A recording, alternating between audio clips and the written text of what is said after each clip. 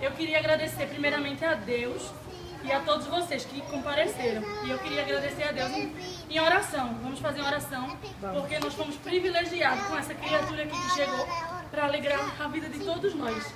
Eu sou muito feliz a Deus pela vida do meu filho, porque foi o maior presente que eu ganhei na vida. Todo dia eu agradeço a Deus, Deus sabe da alegria do meu coração.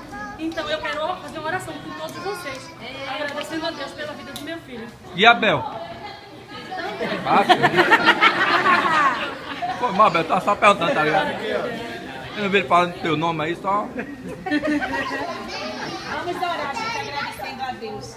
Senhor Jesus maravilhoso, Pai que está no céu, estamos aqui te agradecendo, Senhor, por este momento especial, Senhor, que tu deste, Pai, a este casal.